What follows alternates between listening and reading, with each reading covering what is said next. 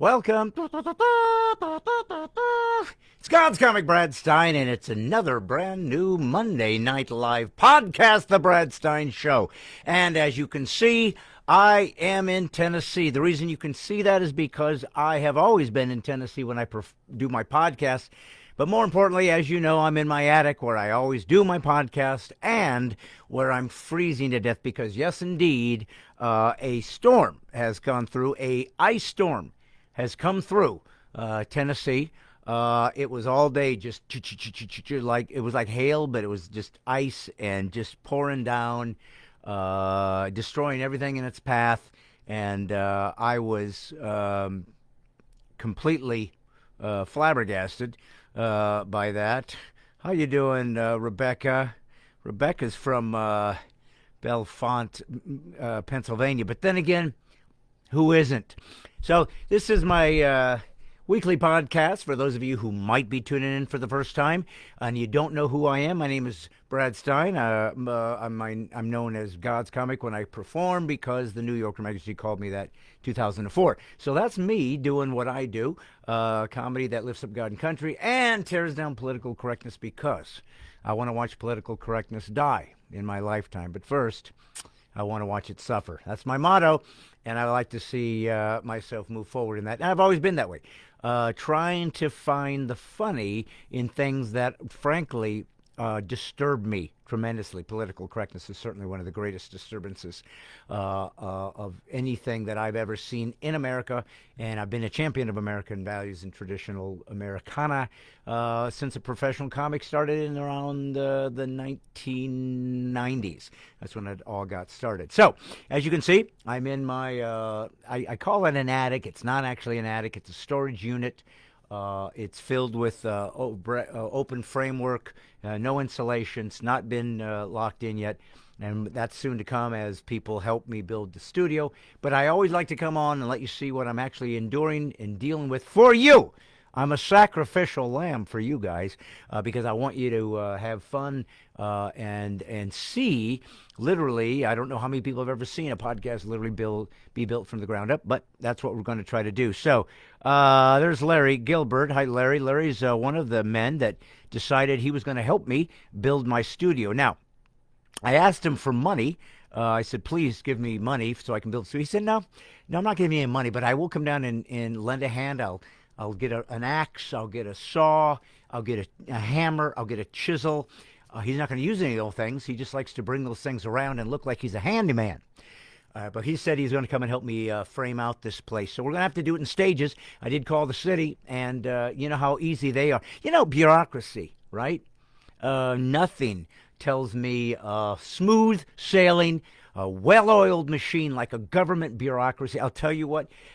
I don't care what you're trying to do. You're literally just simply trying to take an open space in your own home. It's not like I'm adding another addition. I'm not putting on some kind of tower that helicopters could run into. I don't need some kind of special satellite device. I'm not putting some kind of brickwork or adding some kind of duplex or townhouse or mother-in-law home. No, this is actually in the home from the get-go, simply a hollowed-out space that framed by my ceiling and right above my garage. It's freezing because it has no heat, no air, and so I'm sitting here wishing that it was warm, but eventually it will be framed out. And that's what Larry's going to do to help me do that. But, it makes me think. There's Charlie Lipset saying, yo, Brad, because that's how Charlie rolls. And Boulder City, Nevada's here. That's Thomas, of course. There's Timothy Gilroy. Good to have you. Kit Kat Sparrow's here. If you don't know Kit Kat Sparrow and you become a regular, you'll get to know her because she's here all the time because the poor woman apparently is in an iron lung. She hasn't been able to move since 1959, I think. So she's just watches me through a reflected mirror. But God bless her. She does have hands, and she's able to, when she's given permission, she's able to say, "Hey, I'm here. Good to see you," and we're all good to see you too. Here, look at this guy. Hello from frozen Minnesota, 13 degrees. That's Nick Kress. That's great, Nick. I don't see you outside watching my broadcast, but nevertheless, here I am freezing my behind off, giving you broadcasts. So see, again, I'm sacrificing for you, and it makes me wonder. It makes me wonder about the whole idea of the weather, because the weather is not consistent, obviously. The weather doesn't stay the same unless you're like in Hawaii or someplace. There are tropical areas where it's pretty much the same every day, but not in the U.S., certainly not down south, certainly not in the Midwest. And it makes me wonder sometimes about what was God really thinking when he, you see my breath? Yeah, I'm not kidding. What was God thinking when he created a world where the weather was all over the map? Now, here's the thing that I always often thought about. Because the weather is a natural part of the human experience, we take it for granted. We accept it for what it is. Ooh, it's really cold today. Ooh, it's really hot today. Ooh, it's raining. Raining always was interesting to me, because think about what rain is. Rain is literally God's practical joke that he plays on his little people that he created. Because you're sitting here minding your, I mean, how did he even come up with this? Do you think God created the world, made everything beautiful, made it this gigantic universe, made people, and then he was getting bored going, you know, what are they going to do? They're never going to be able to make it to Mars. They might pull it off by 2025, but by that time, it's going to be the end of the world. I'm wrapping it up anyways. They're never going to get to the end of the universe. They might make it to the moon, but that's about it. And I got that as close as I could without it like literally sucking the ocean up. So I'll let them get to the moon, and there'll be nothing there when they get there. Look at this dirt we discovered, everybody. Rocks and dirt. Good thing we spent a couple $100 billion on that and risked our lives in a space capsule running with the computer dynamics of a, I think, a 1948 calculator. Wow, let's go to the moon. Yeah, do you have like a compass? Remember that? These guys used compass to get these guys to the moon. What kind of huevos did these astronauts have to have? Okay, we got this missile. Well, let's call it a rocket. We'll call it a rocket because that way it sounds sophisticated and we can make movies about it, whatever. It was a missile that they put a guy on top of and said, let's see if this works. And let's see if we can get him up in the atmosphere and then blow it off the pieces so we can shoot the guy out there towards the moon. I don't know if it's going to work. These astronauts took it for granted. They couldn't steer the dang thing. I guess they had little jet packs or whatever to kind of make it go here and there. But again, the absolute courage of risk-taking, which is what made America what it is, the riskiest people on earth. And yet we didn't want to kill anybody. We really were very, very meticulous about trying to keep it as safe as we could. Remember, the Russians rushed right into it, and I think the second guy they sent into space literally came back and burned to a crisp. There's actually a picture on the internet of this guy about this big, just a little charred briquette. That was the second Russian guy. So that's the difference between Russia and America. Yeah, we're going to get to the moon first, but we're going to try to keep you intact while you're heading there. That's kind of the way that we play in America. We like to keep our people alive to return so they can have a ticker tape parade, which nowadays would be considered racist. I don't know why. There's no reason to think that other than everything is racist nowadays. So I figured, why not throw one more freaking racist? Clearly, ticker tape is from Wall Street, ticker tape. So Wall Street is clearly about privilege and money. So obviously, somehow it's racist to throw ticker tapes down onto this astronaut that survived and made it down this parade. But it made me wonder about the weather, and that God maybe just said, you know, this is going to be boring. I created everything. They can go with it. Gave them everything they need. They screwed up right off the bat. Right off the bat. God said, listen, here's the deal. I'm going to give you the biggest universe. You can't even imagine how big it is. I'm going to give you a beautiful stream, crystal clear. I'm going to give you beautiful, lush vegetation. You can have all the pets you want. You're not even going to be eating animals, going to be eating vegetables, every kind of tree, fruit you want. Enjoy it. Matter of fact, I'm going to give you a special treat. You get to walk around naked. I don't give a crap because I made you that way. So really, trust me, I'm not interested. So you don't have to worry about me. I'll avoid my gaze as you two walk around nude and enjoy yourselves, because who wouldn't walk around nude with their lady? But then God said, this is going to get old. They screwed up right off the bat. He said, okay, now everything's going haywire, so now I can't just sort of come in and stop all this, because then I will eliminated the ability for free will and for people to have repercussions for the choices they make. So why don't I just create some practical jokes I can play on my people along the way? What do I mean by that? Rain. Rain is God literally dropping buckets of water on you while you walk around. You're walking out in your suit, and God says, it'd be funny. Let's just drop a bunch of water on these people.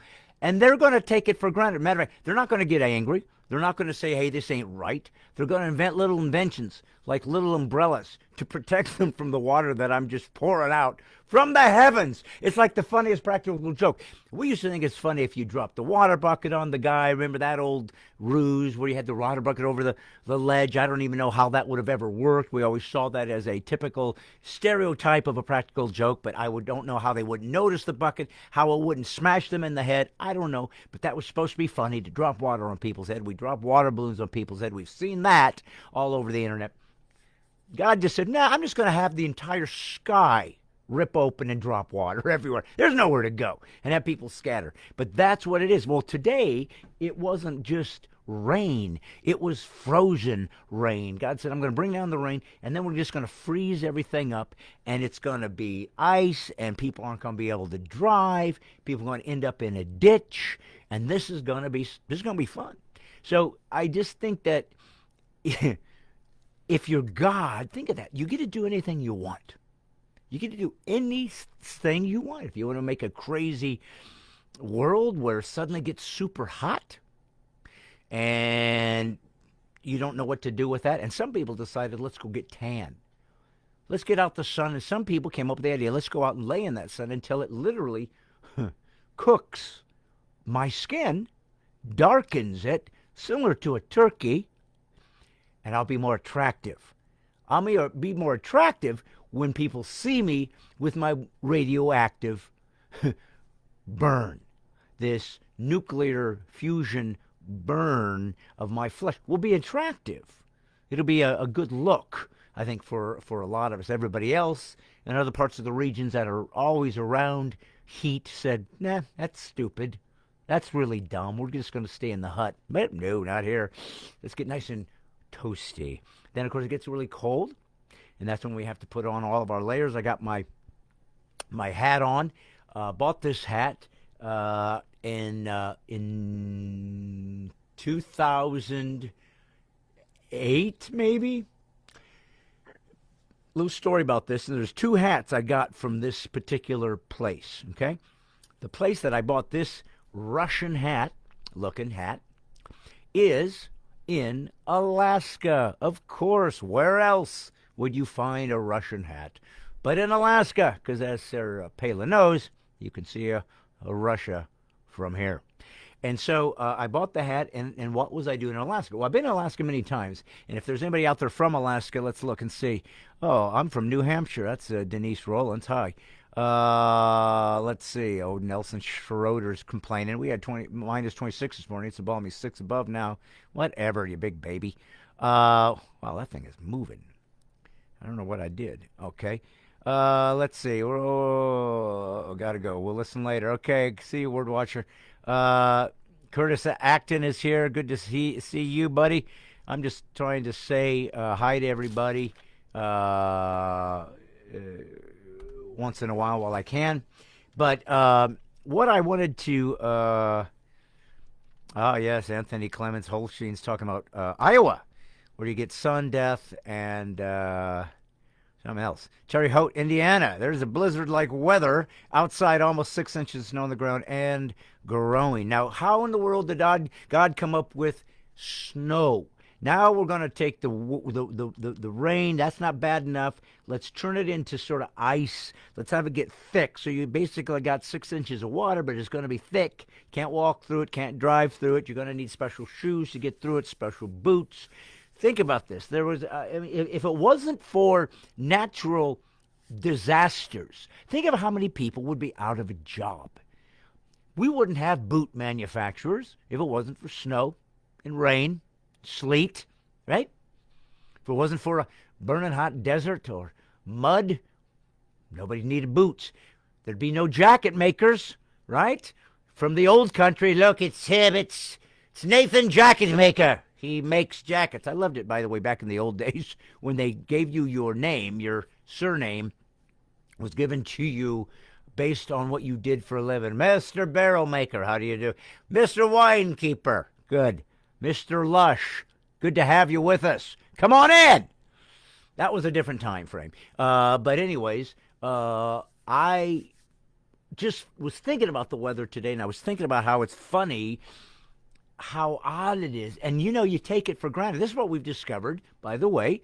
Not that I was planning on going this direction, but as you guys know, if you're regular watchers, and if you're not, I'll tell you, I don't have a script. I don't know what I'm going to say.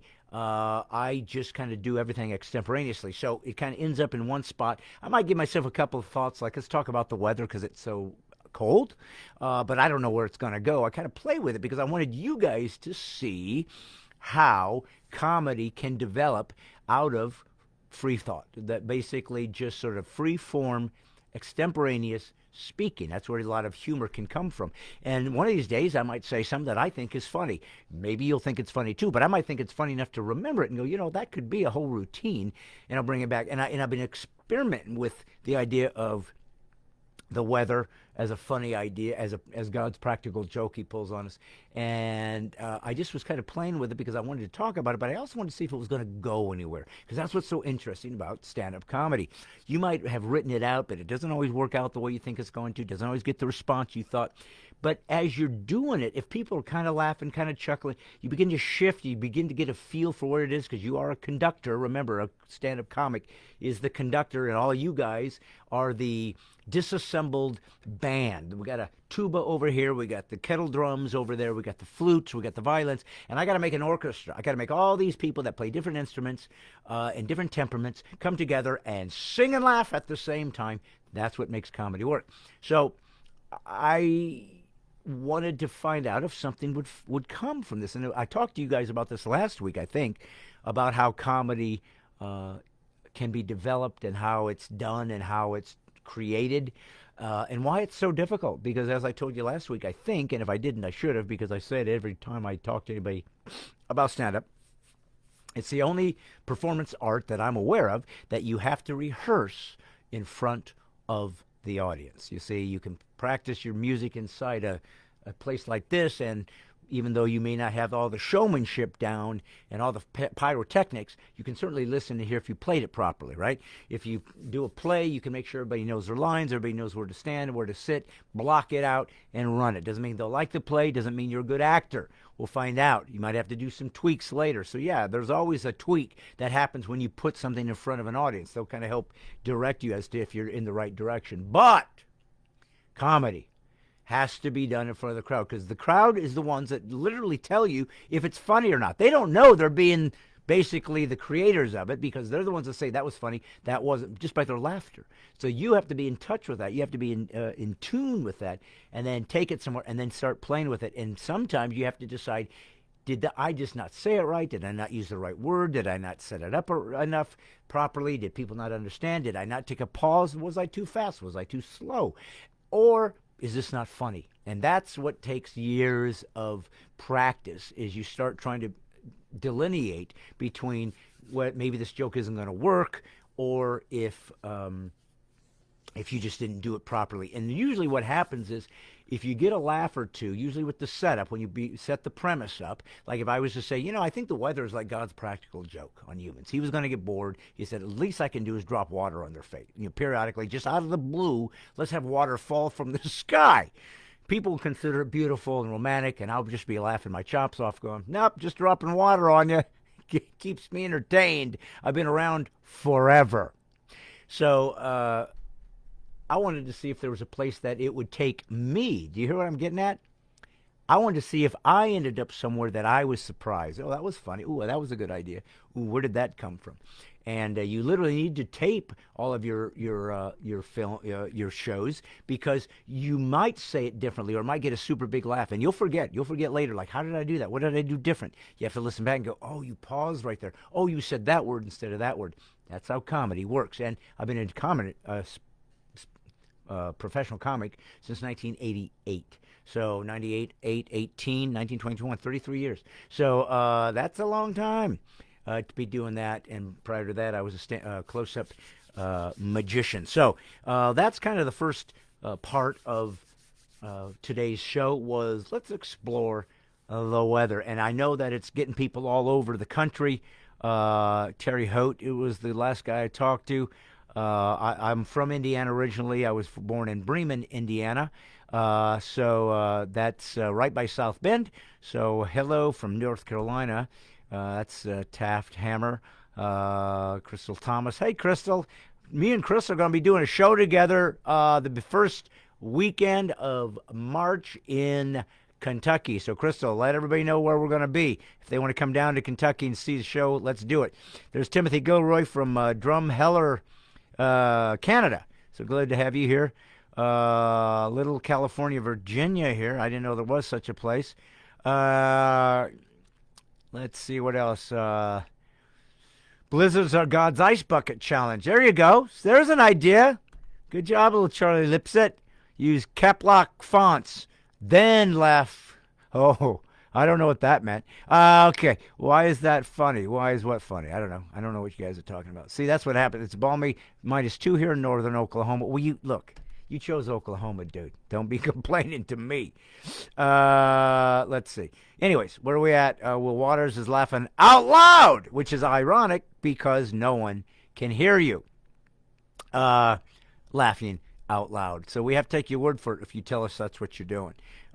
Anyways, sorry about this. I'm trying to follow you guys with when you're talking while we are commenting. So that's what I was doing. So anyways, so last week I was talking to you guys about the idea of God. Now, as you know, for those who are watching the show, and you're watching it develop, because I did not know when I started that I would have a microphone someday. I mean, had a mic my whole life, but not to do a podcast. I didn't know I'd have a beautiful, expensive computer donated to me by a guy that says, I want you to do your work. I didn't know that I'd have all these lights and this amazing camera and this camera lens. I didn't know I was going to have all this stuff, because when I first started this months ago, it was just me on my laptop, literally in my den on Facebook, just saying hi. I don't know if anybody's interested, and they were. So that's what I started doing this for. But, you know, as time has progressed, what I've discovered is there's things that people want. They want humor, they want comedy, they want laughter. But I think what people really seem to appreciate or enjoy or get out of me, I guess, is more of my spiritual dimension, maybe the philosophical dimension, and my Americana, my love of this nation as the founding fathers originally intended. I'm finding less to love.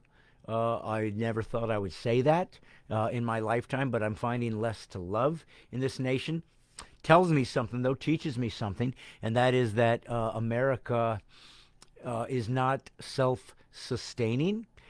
Its idea of what created it, what made it what it is, was a beautiful and amazing, very radical idea of a constitutional republic, and that the people would rule, and they would have to be self-governing. They would have to have their own moral structure. Without that, we wouldn't be able to survive. And it leads me, though, to something that I wanted to talk about just quickly to get this sort of out of the way, because it's not a comfortable idea that I want to bring up, but I have to. So I'm going to. But before I do that, I'm going to do a quick start some auctions, because that's been really helpful. These auctions are simply ways of people just bidding on something. I sign it to you personally. I send it to you personally from my house.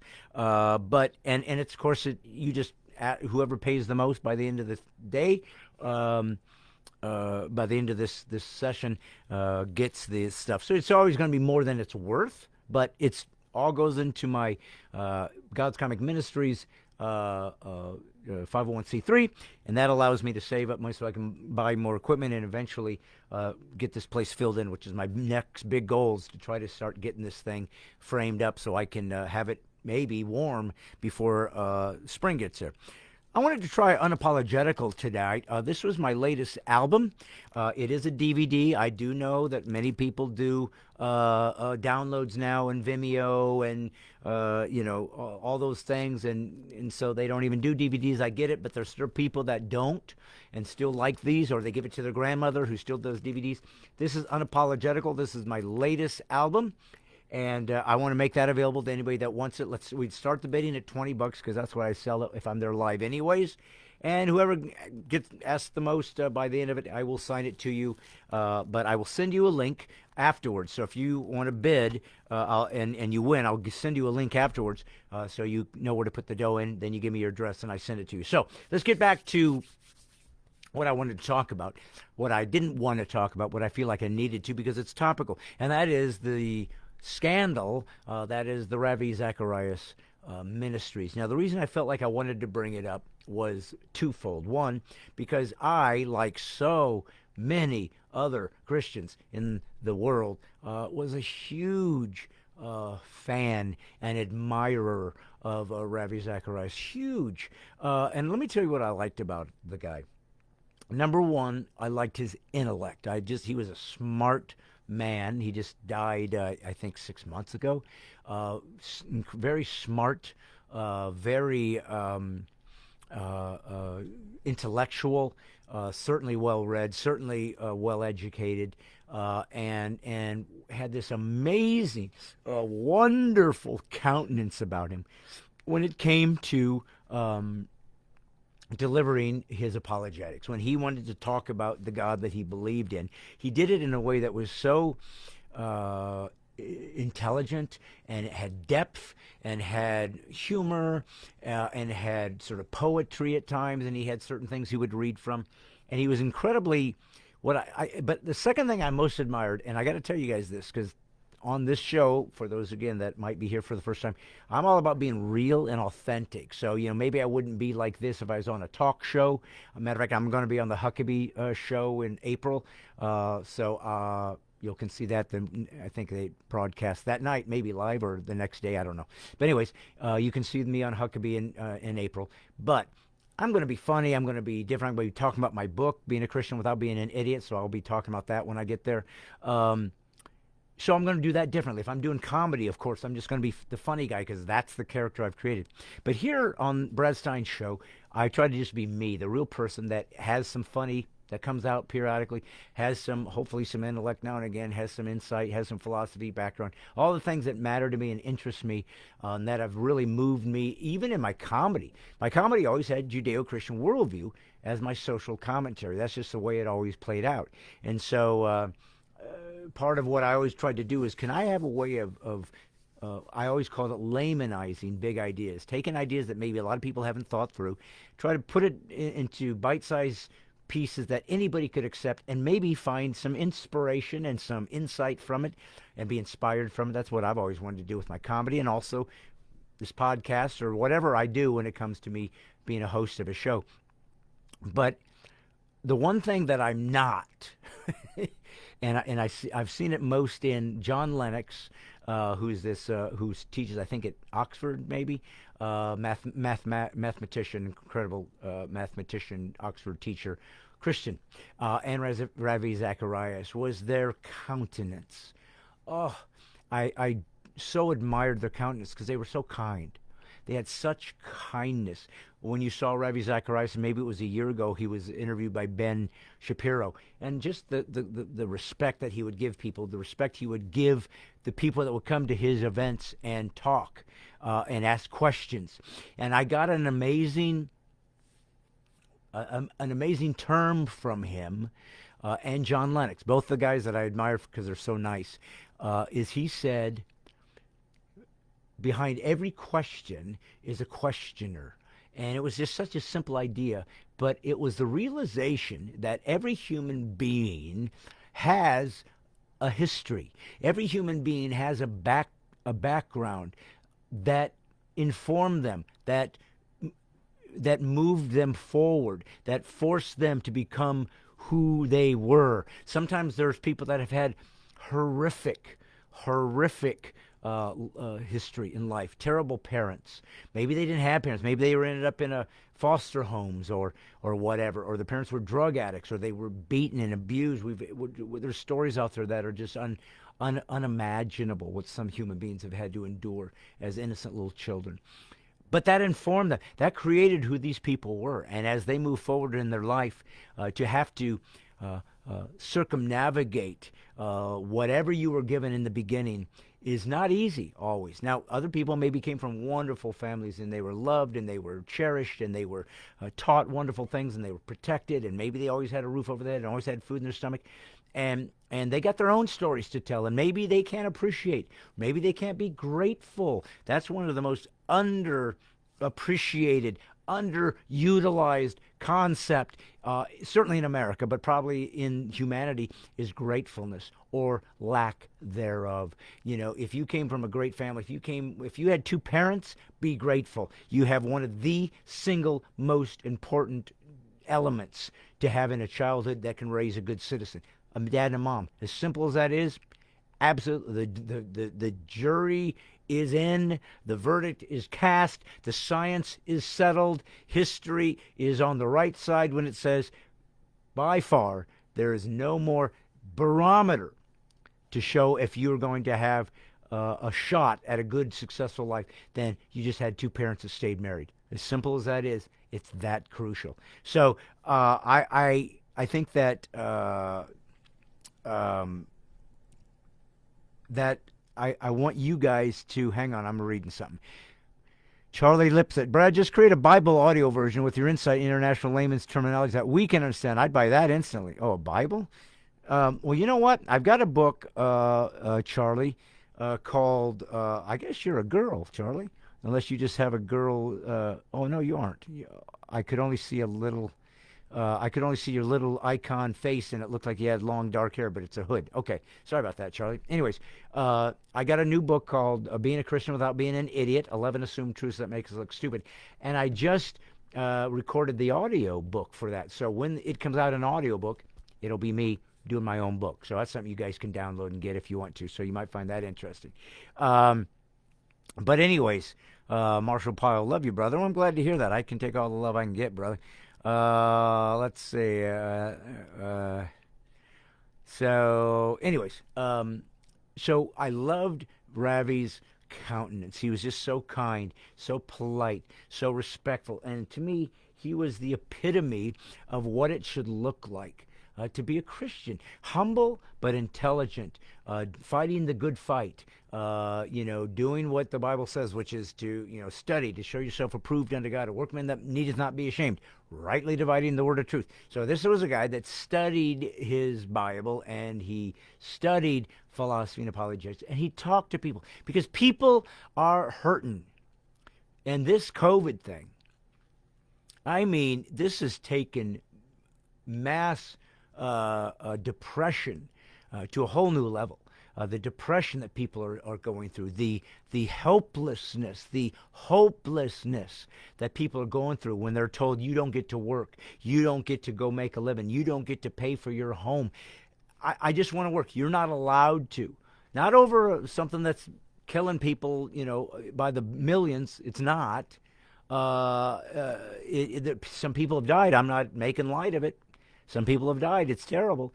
But again, if we had decided at any time in history to decide, let's choose this one flu, let's choose this one, SARS, let's just choose some virus and just freak out over it, make people wear masks all day long, shut down businesses, blame them, shame them, call FBI on them if they're not bowing to the mask mandates and shutting down and staying in the house, and don't you dare have family over for Thanksgiving. Who would have thought? Because there's lots of viruses, lots of things that have been out there that have killed people over the years that would probably be close to what we have right now. But we didn't do all of this. So it's been created, this idea of what would normally have been, be careful, let's just be aware, let's understand, let's see who's in dire need of protection, like people in assisted living, and we'll protect them. Or people with preconditions, we'll protect them. That's what we've learned. I've said this just about every week. But instead, the innocent, the well, were the ones that had to suffer and be penalized. And that just doesn't make sense. It's never made sense to anyone. And the problem is, Americans aren't simply just saying no. They're not. And if you don't, then you might as well just go along for the ride, and you may or you may not keep your house. You may or may not keep your job. You may or may not be able to take care of your family through your own work. But if you don't say no to this and saying, I'm going back into the workforce, I'm opening everything up full bore, now here we go. If you don't do that, then you'll just have to accept whatever you are commanded to do through the government. So that's why I always remind my people, you are the government. We, the people of the United States, are the ones that created this creed of who we are, what we stood for, what this nation would be. But we were never supposed to forget that you are the ones in charge, that anybody out there, a Nancy Pelosi, Joe Biden, Mitch McConnell, any of these politicians, we've somewhere in this in our American milieu, we came up with this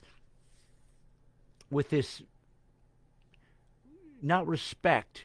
Respect's fine. You respect people in office. You respect authority. Give people respect where it's due. But it somehow has shifted from respect into almost awe, almost in worship, almost in deference. That is where we have failed miserably. Deference. Why should I have to be deferent to Joe Biden? Because he's the president of the United States. I don't care. He's a citizen of the United States of America, as am I. He was voted for, and he ended up in office, and he's supposed to protect the Constitution and Americans and do things that are best for us and through the international community as well. That's what he's supposed to do. But he's basically a CEO that we hired for a few years to take care of these situations. But he don't own me. You don't control me. I did not elect a monarch. I didn't vote for him anyways, but I didn't elect a general. I didn't elect a theologian. I didn't elect a pope. I didn't elect somebody to rule me. We elected someone to keep the rules, which is the Constitution first, and then also just to take care of and do what the government's job is, which is to protect our citizenry and our best interests. And of course, that's not what we're seeing. So that's why this was supposed to be a country that was based on the people ruling, so that we could circumvent, and if somebody wasn't doing their job and representing us right, we could do something about it. So I'm concerned about the weakness and the fragility of the American public. So where we went wrong, I guess we had too many years, where there was where there was nothing at stake. Too many years where there wasn't a World War II. Too many years where there wasn't a World War I. Too many years where there wasn't a Civil War. Too many years where there wasn't a Revolutionary War. These are very significant wars because they had existential repercussions. Okay? The Revolutionary War was basically, if we're going to be a free sovereign nation, we literally have to take up arms against our country of origin, which was, by the way, at that time, the greatest army in the world. So there was a lot at stake, because not only are you basically, I guess they could call you insurrectionists or whatever, because you're breaking away from the country that said, "Hey, no, this is you. We sent you there. You are over. We are over you. We are sovereign over you." We said, "No, we're going to have our own, and we're going to do this ourselves. We've been here a long time. You guys have not really been here doing anything about it, and we're going to take ownership of our own future." So, if you lost, you were not only going to not get what you wanted, you're probably going to be punished, and many of you are going to be hung.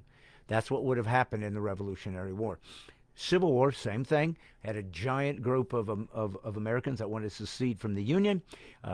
Lincoln said, "I'm not going to let this happen. This is too important that we keep unity, even if we disagree." Think of that. Unity, even though we disagree. This is what we're going to have if we're going to be strong. And I'm willing to go to battle to keep this American experiment alive. And so suddenly, again, everything was at stake, because think of this. We have people now that say, the American was built on racism, and it wasn't built on racism. That's a lie. And I can't live by lies. I have to live by truth, because I'm a Christ follower, and he said he was truth. So I always see, this is one of the areas where I make a distinction as to how I want to engage certain things. For example, mask wearing. I've talked about this over my different times that I've been on with you guys. And one of the things that I wanted to be careful about was not be careful around people that maybe could get sick. I'm not sick. I can't stand this asymptomatic nonsense, because the asymptomaticness is what made the entire mask thing start.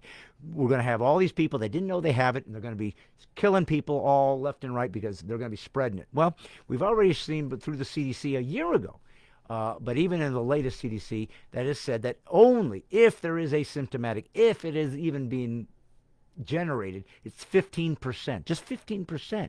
So the mask that shuts down our our ability to open our businesses and shuts down our ability to have concerts and do the things we want to do is based on incredibly low numbers of people getting infected. And again, the lie went from we're concerned about people dying, which isn't a concern and should concern us, to we don't want people to catch it.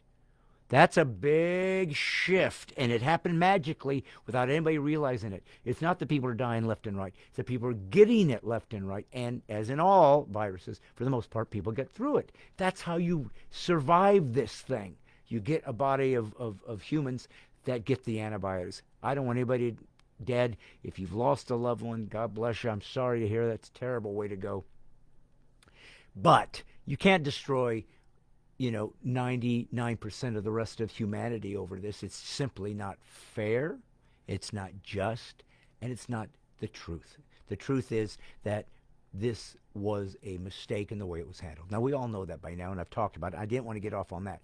But I wanted to explain to you the idea of how do you assess what you do in your life, especially as a Christian. How do you assess, should I wear this mask in here or not? Should I tell this person maybe you shouldn't do that because it's sinful and it could cost you your eternal destiny? And the whole idea is, do you live your life by truth? Because that's the entire crux of Christianity.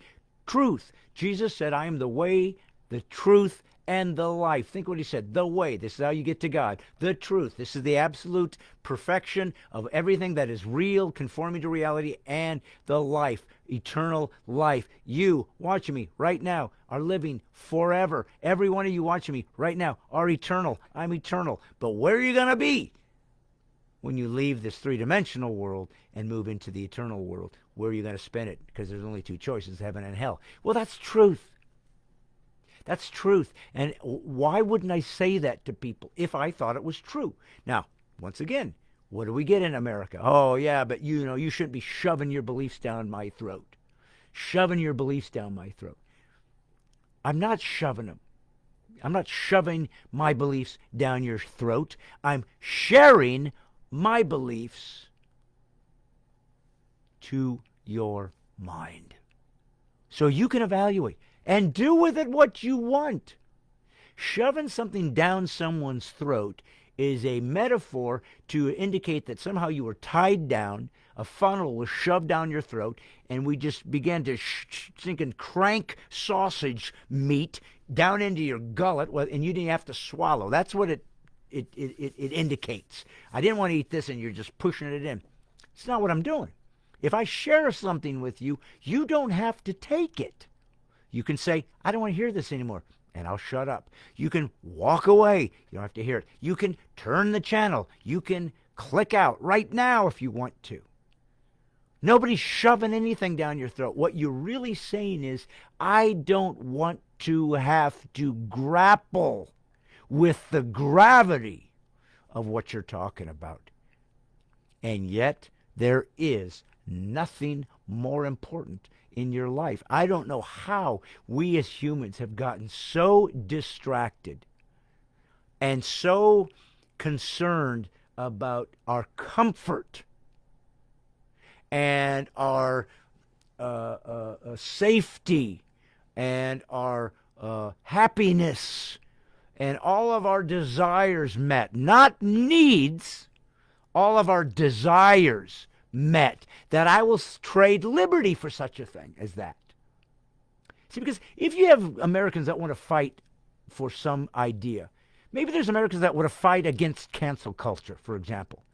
I want to have a different opinion from you, and you don't get to steal my job. You don't get to throw me off the internet. You don't get to throw me off of Facebook. You don't get to throw me off of Twitter. You don't get to take my job. You don't get to threaten my family. You just disagree with me, and I disagree with you. That's liberty and freedom. Now, if I want, and I fight for that, and you guys know I do, what good is it if I fight alone? I'll do it for my own integrity. I'll fight because it's who I am. It's what I believe, and I have to fight and show my family that I'm serious about what I say. But if you all don't jump in with me, it's going to be a pretty lost cause.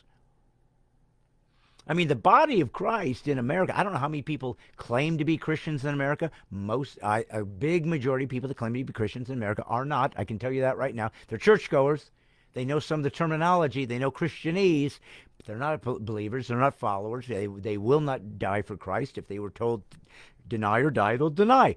If they were told you're going to have to give that particular desire of yours up because Jesus said it was wrong, they say, I'm not. I'm going to make Jesus just agree with what I'm doing. No, he's not going to do that. He makes the rules. So if you are the one of these people who says, I'm a Christian, but I think Jesus just accepts me the way I am, and whatever I desire to do, even if the Bible says it's a sin, God doesn't care anywhere. When you start redefining sin for God, you ain't one of his. You are in desperate danger of hell. Because the Bible talked about people that are going to get there and go, hey, man, didn't we do some great things in your name? We loved everybody. Wasn't that what you said? Because that's all you ever hear about Jesus. Didn't I just love everybody like Jesus did? Right? No. No, because if you never held anybody accountable for their behavior, then you didn't love people like Jesus did, because he held people accountable for their behavior. If you never had to get angry with people because you were so concerned about the choices they were making and how off track they were going. If you never did that, you didn't serve them like Jesus did, because there was times when Jesus had to confront even his close friends and say, get behind me, Satan. Even to the top leaders of his church, you're whitewashed tombs, you're dead inside. Sometimes if he saw the faith and the honor and the sacred holiness of God's temple being desecrated, he'd rip tables in half, he'd pour them out and scatter everybody's food, monies. He would take a whip that he created himself and whip at people, which is assault and battery. What kind of Jesus is that? He did that. If you've never had to hold people to such a degree that there's going to be a cost, you don't know what Jesus is. You don't know. You got one flavored Jesus. Love. And by the way, even love is much more nuanced than what Christians want to say. Love doesn't mean you get whatever you want. Anybody that's been in a relationship that's lasted means you have to give and take and sacrifice and humble yourself and actually take care of somebody else first, even when they're wrong sometimes. Welcome to marriage. That's Jesus.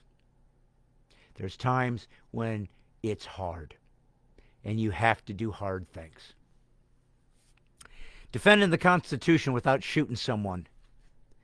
It's an important DVD I did with Rick Green, the America's Constitution coach. We're in Independence Hall, literally where the Constitution was ratified and the Declaration of Independence.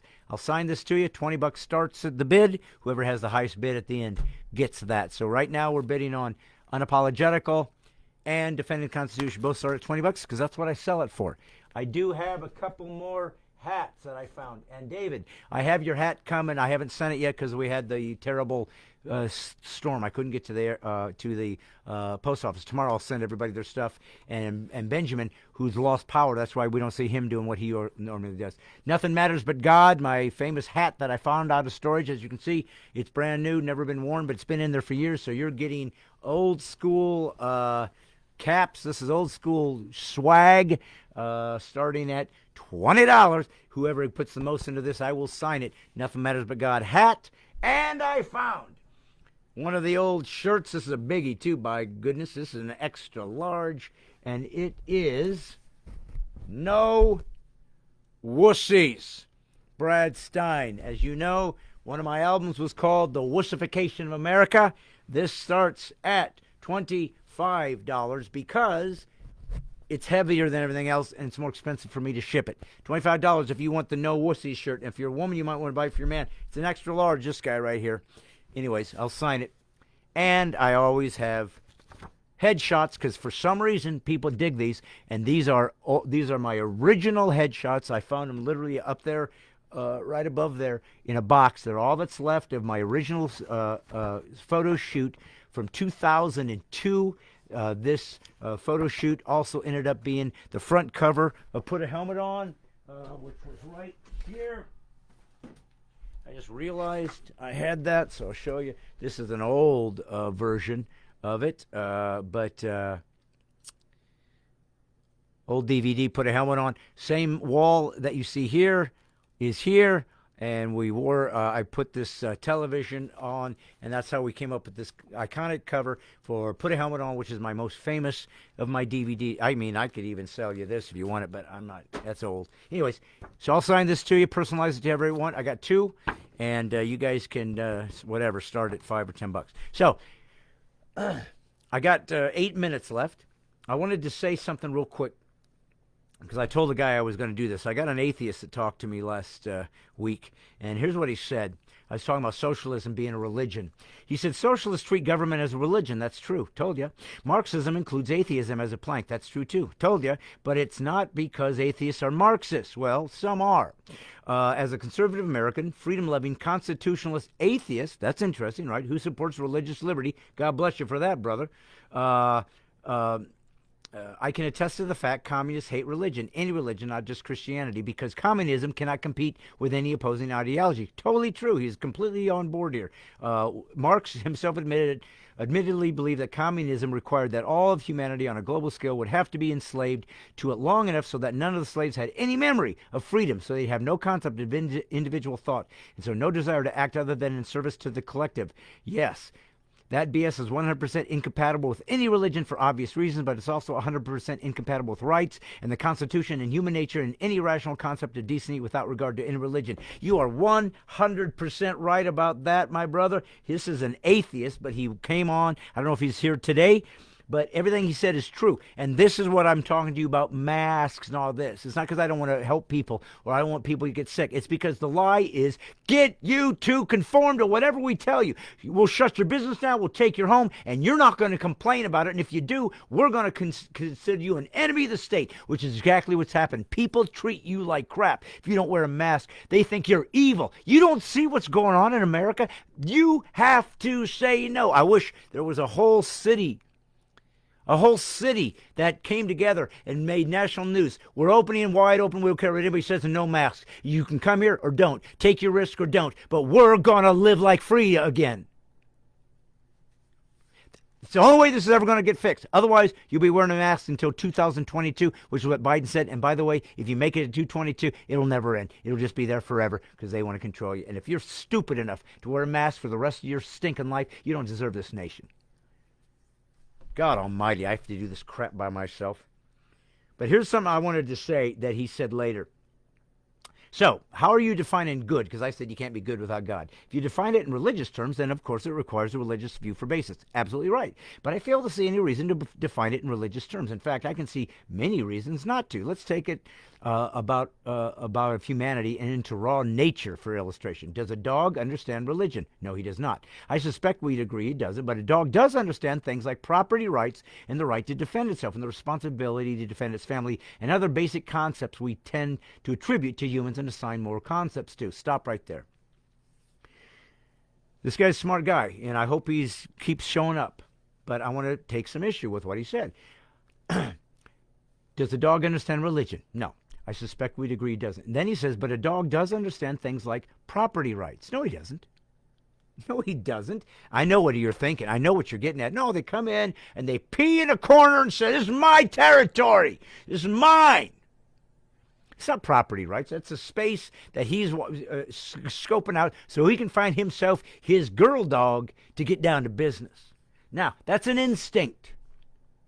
But... and I know what you're going to say. Well, that's my point. In evolution, you're just an animal, and your instinct is to take care of your home and your wife, who you're trying to have sex with, so you can have puppies.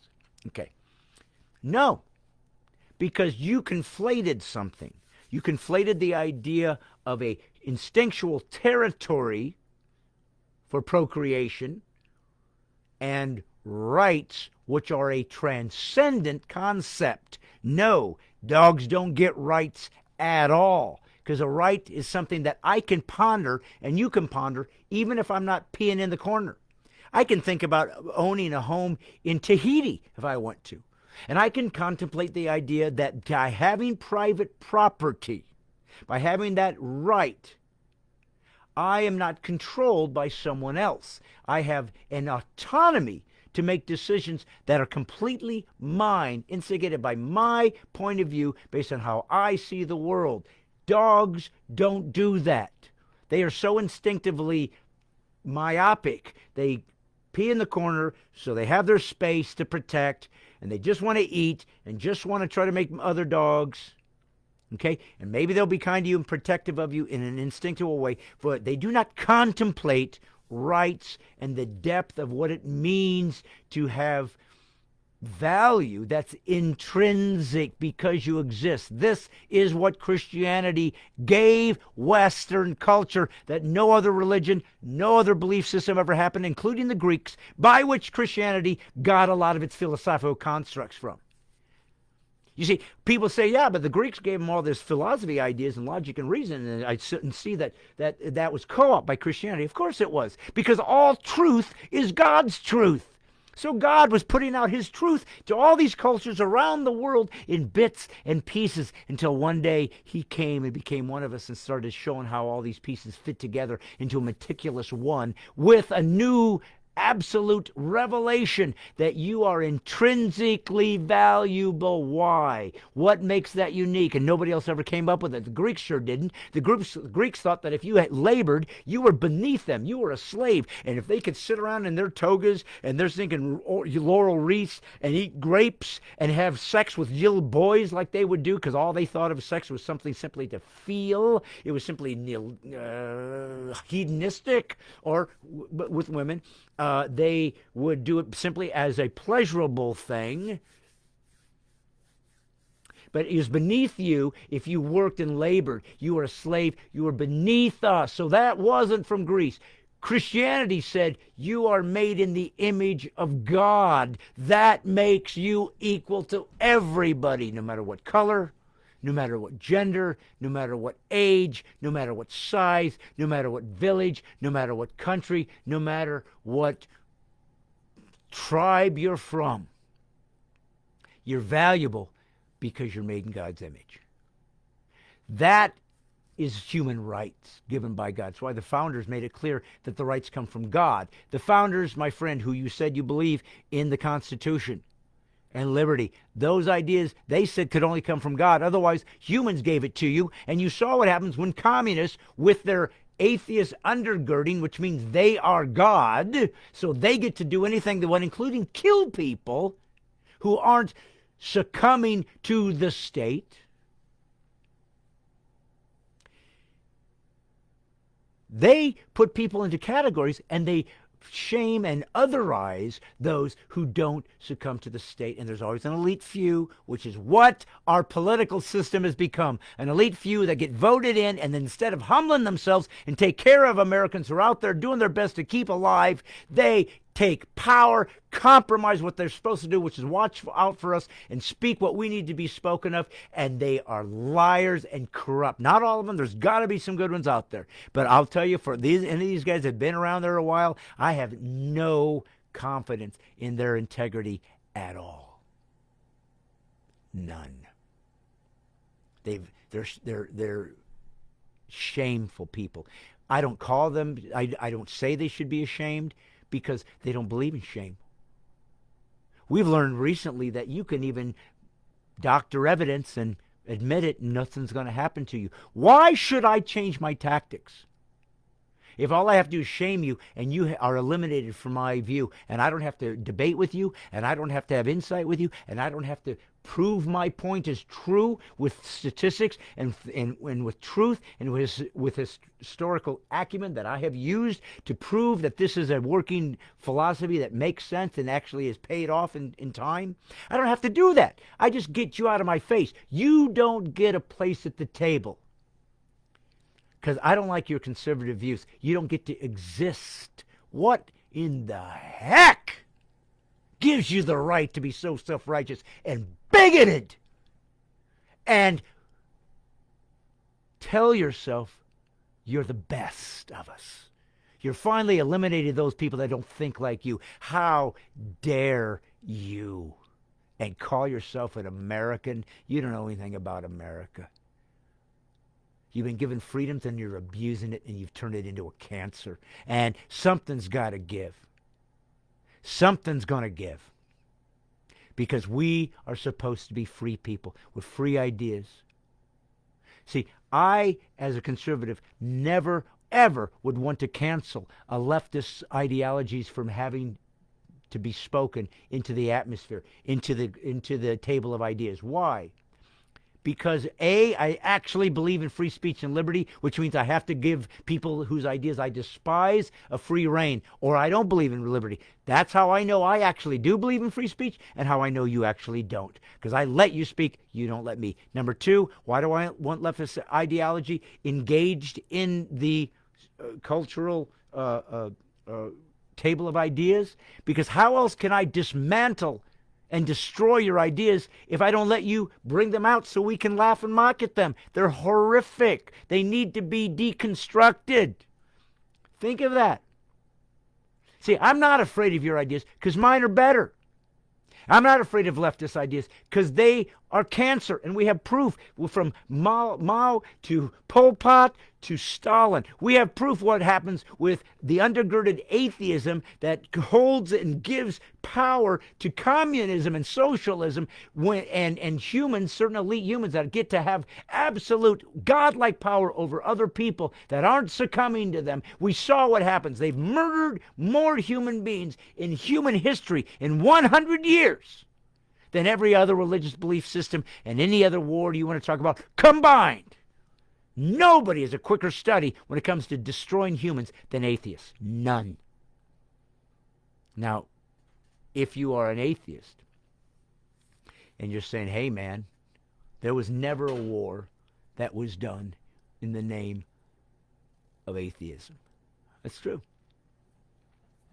The communists didn't go and destroy and murder people by saying, long live atheism. They didn't have to. Atheism gave them the permission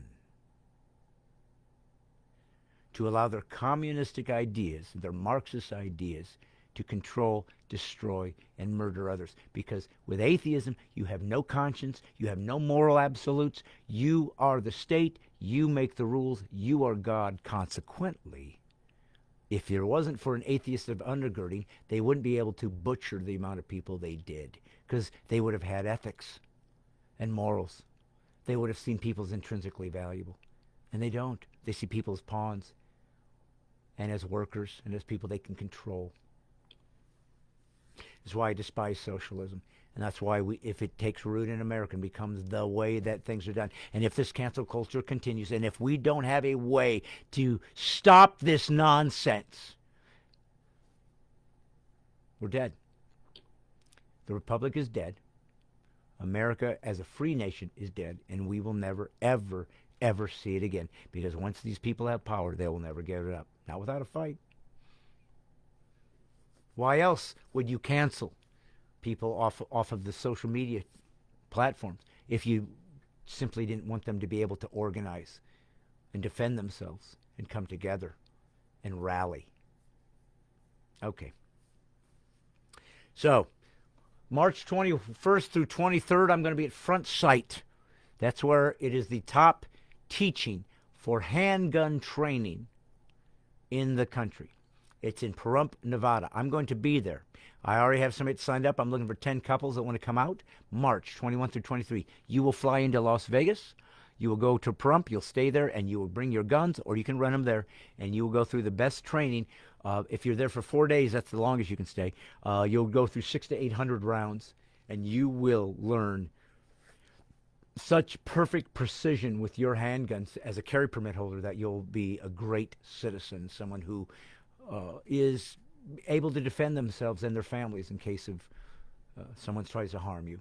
So that's going to be March 21st, 23rd. If you're interested in going, please say so, and I will give you a link. I'll come through these later, and I'll give you a link. If you are interested in giving to this podcast so we can grow it into more, not only can I hopefully get warm soon, but I'd like to get to where I'll be able to have guests on soon.